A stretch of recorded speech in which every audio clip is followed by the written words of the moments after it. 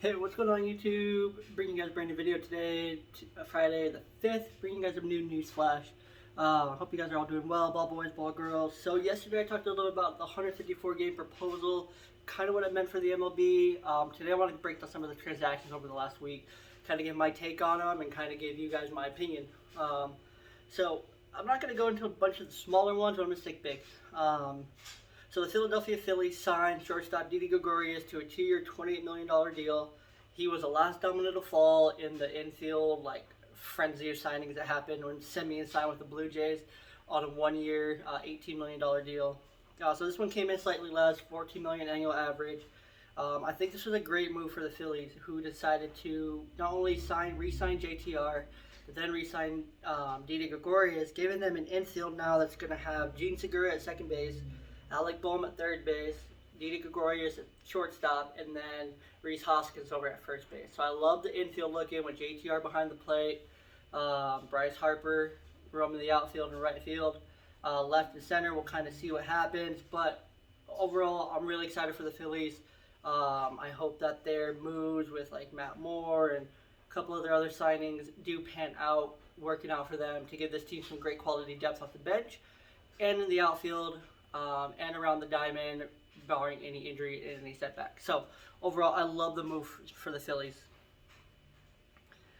Speaking of the NL, kind of sticking in the same division, the Cubs have made a bunch of different moves.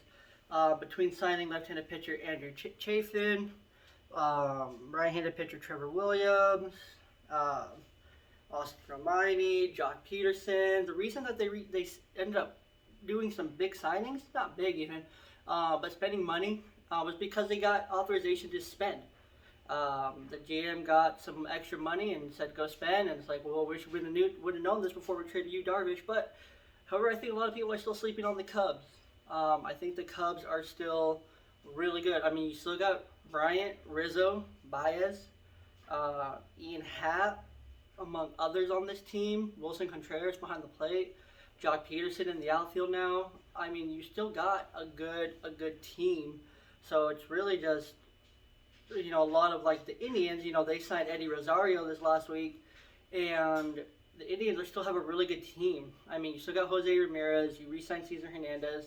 Yeah, you don't have Francisco Lindor, but you just got two quality young MLB shortstops that are controllable and cheap, and then you still have Bieber, Plesac in your rotation, and you still overall have a pretty dang good team. So I wouldn't count the Indians out either. I feel like a lot of people are sleeping on the Indians and the Cubs because of all the trade rumors. And then I want to see if there's any other things here that I want to talk about. Chris Archer re-signed with the Rays. He joins Michael Wacha as a reclamation project. We'll kind of see what happens with the Rays. Again, I'm really excited for them. They have the best manager in baseball. Kevin Cash. I mean, Randy Rosarena's coming into his full rookie season, so I'm really excited for him. Glasnow and Meadows, weren't the best, but I think they'll take another step forward in 2021. And I think this team will just continue being what this team has been. One of the best teams that uses metrics and is data-driven to win a lot of games. So I don't count the Rays out. They're another team that I think a lot of people are sleeping on. Let's see. The Cardinals should be re-signing Yadier Molina tomorrow, the 6th, but we'll see. That's when the Caribbean Series ends. They re-signed Waino. And the Mets signed Aaron Loop, and the Yankees signed Darren O'Day. So some of these more vet arms are getting their spots finally, which is, expected, what we kind of expected to see a little bit later than anything. So I did want to talk about a trade, the biggest trade in baseball so far. One of the biggest trades after the Francisco Lindor trade was the Nolan Arenado trade to the St. Louis Cardinals. All approved, it's all done. He's going to be in St. Louis for this season at least. I would be shocked if he doesn't opt into his deal and stay with the Cardinals long term, and give him a chance here. That culture is pretty much the National League A's that spend a lot more money.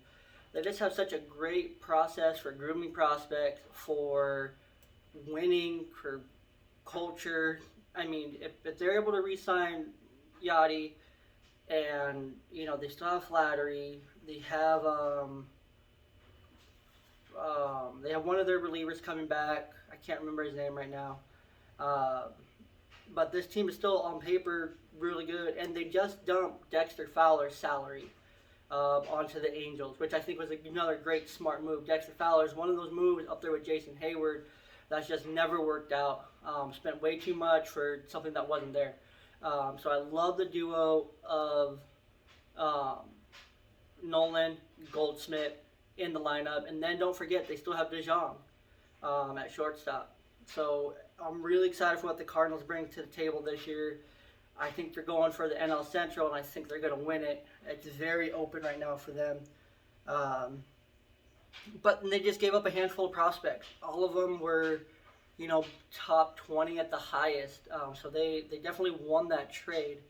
A couple other ones here. The Mets acquired right-handed pitcher Jordan Yamamoto from the Marlins. I love this move for the Mets because of Yamamoto's track record going back to 2019 of success. He was really good. I actually had him in fantasy baseball. I really enjoyed having him. I didn't use him in 2020, however. He wasn't as great, but I think the high upside move for the Marlins here, really smart, much like the Joey Lucchesi trade with the Padres last week. And then the Angels require right-handed pitcher Alex Cobb, which was pretty much a salary dump move for the Orioles. And then the Reds acquired a shortstop, Kyle Holder, from the Phillies. He was a Rule 5 draft pick, so we'll see how he pans out. Other than that, that's pretty much the biggest trades and whatnot. And right now, I want to end the video with a rumor. Trevor Bauer should be deciding where he's going to play this season. With camp set to open in less than 2 weeks, he's down to 2 teams, the Mets and the Dodgers. However, you never know. There could be a surprise team. But it's been kind of thought all along that he was going to sign with the Mets. He kind of alluded to it when free agency first opened when he signed his deal with Lids. His first hat on his head was a Mets hat. And that's something I've kind of used to keep him connected to the Mets all winter. And he's continued to be connected to the Mets, especially after the Steve's Cohen buying the team. So I think that's the most realistic spot for him. And the Dodgers, both of them have an offer about 3 to 4 years, 100 to 110 million. Upwards of that 40 million annual average he's looking for. So we'll kind of see. I'm really excited to see where he lands. If it's with the Dodgers, write them into the World Series. If it's with the Mets, write them into the World Series. There's no way any team can compete with these two. Just think about it. If he's with the Mets, you have Bauer, you have DeGrom, Bauer, Stroman, Syndergaard.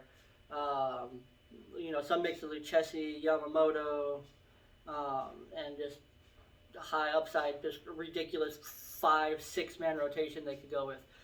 Same for the Dodgers. You're still going to have Walker Buehler, Clayton Kershaw, Trevor Bauer, Julio Urias, whatever role he decides to fill. David Price comes back this season for the Dodgers. So it'll be really interesting to see which team that he ends up deciding to sign with.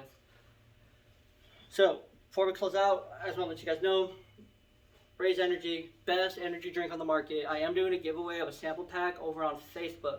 You have to be following on Facebook to be entered in. So just go to Facebook, in your search bar, type Ballboy Blog. It'll pop up. You can't miss it. Make sure you like and follow the page to be entered in. My entries go until the 8th, so 3 more days, and I'm doing the drawing on the 10th. So please make sure you guys go and enter Raise. I absolutely love this stuff. 300 milligrams of caffeine, no crash. There's not enough good things to say about it. 0 carbs, 0 artificial dyes. It's literally clear. Absolutely huge fan of Raise. It's great for a pre-workout. It's great to help you get through your day, get you going, and drink some right before you shoot a YouTube video. But guys, thanks for being with me today. Thanks for tuning in. I'll see you next time on the next News Flash.